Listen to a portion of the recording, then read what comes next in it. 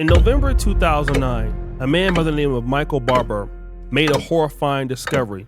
He found out that his loving wife, Macomb Barber, was having not one, not two, but 3 affairs. And of course, he was horrified.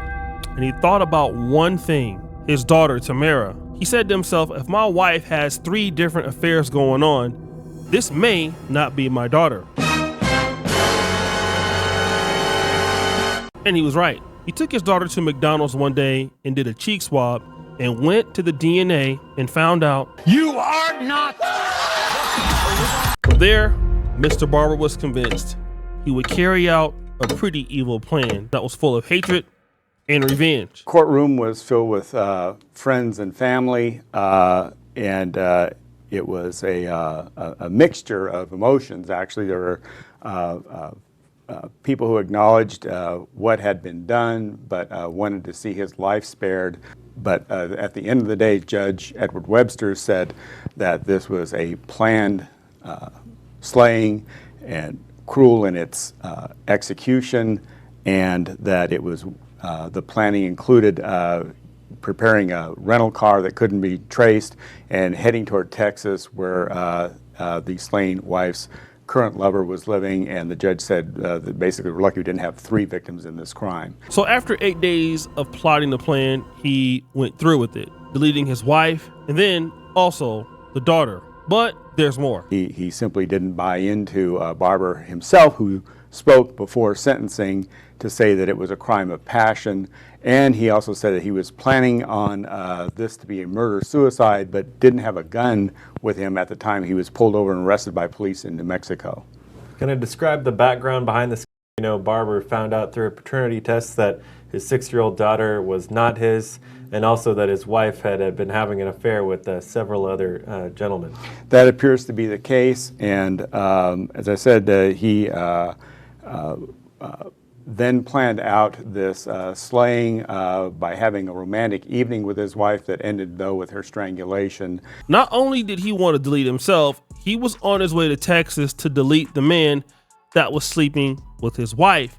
And it's important to know that people felt sorry for him and even wanted his life spared because it was a crime of passion, according to some. This man deleted his wife and his kid that was not his. And although it's a terrible thing to do, some people felt some level of sympathy because the man had been duped.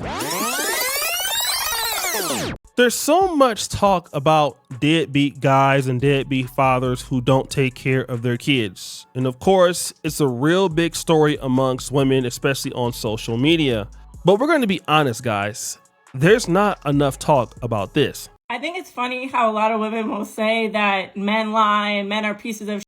Why is it that 26.9% of all women have lied about paternity? Meaning they've actually pinned a child on a father that isn't theirs. And most of them have admitted doing this because they pick the more suitable father out of the men that they've been cheating with. The lady says that over 26% of women basically have kids by somebody else, and then they pick the guy that's the most fatherly to take care of the children. What does that mean? That means that the guy that you're sexually attracted to, you don't mind letting him clap your cheeks. But when it comes to providing for this kid, you already know that that guy won't do it. So you put the baby on another guy who will do it while continuously having an affair with the man that won't take care of you. It's a terrible thing because men put a lot of effort into taking care of their wife and their kids. Physical effort, stress, thinking, saving, sacrificing. And the man who's the real father is not even doing anything for the kid. And that's painful to understand. This brings us to the story of Mr. Deshawn Flood. He's a man from Detroit that recently got arrested in Sterling Heights, Michigan. And why did he get arrested? Basically, his wife was showing up to work at a senior living facility, and Mr. Deshaun Watson pulled up to her job. Once she came in, he approached her with a gun and His wife tried to cover in her co-worker's car, but Flood stopped the car from closing. He then fired multiple shots at his wife and began to pistol whip her. Damn! Now, thankfully for his wife, she was taken to a local hospital and treated for non-life-threatening injuries. But Mr. Deshawn Flood is now in jail, and his bond is set $1 million cash. If he posts the bond and is released, he must wear a GPS tether, and he cannot have any contact with the victims. Now, this story is going viral all across Instagram, all across of Black Detroit, and it even came across my desk. But then there's been a wrinkle to one of the questions. Why would he do this? I mean, don't get me wrong. Men can do all kind of things, that's crazy and doesn't make any sense. Wife leaves them, they can attack her, but it just doesn't make sense for a man to just show up for any reason and just shoot his wife and pistol whip his wife for just no apparent reason without it being justified. Stop the show. There's definitely no justification for violence against women. All right, so let's put that out there. But we did find a reasoning that some people may feel that was justified. And it was this. The popular Instagram blog called A Man Supporting Men put this up here. A Detroit man is accused of showing up at his wife's job in Sterling Heights at an assisted living place, shooting at her several times, and then pistol whipping her after she tried to run away. Update. He had been married 9 years and found out all 3 of these children was not his. Damn! Now, again, I believe this rumor started on the Coli website. It's a big time forum. A lot of black men hang out there. Shout out to them. They've been doing their things for a long time. But I decided to go to the man's TikTok. So I typed Deshawn Flood, and he doesn't have very many posts. He has 2 posts. The last time he posted was on June 6, 2025. And this was the post that he made. All right, just a picture of him in a still image.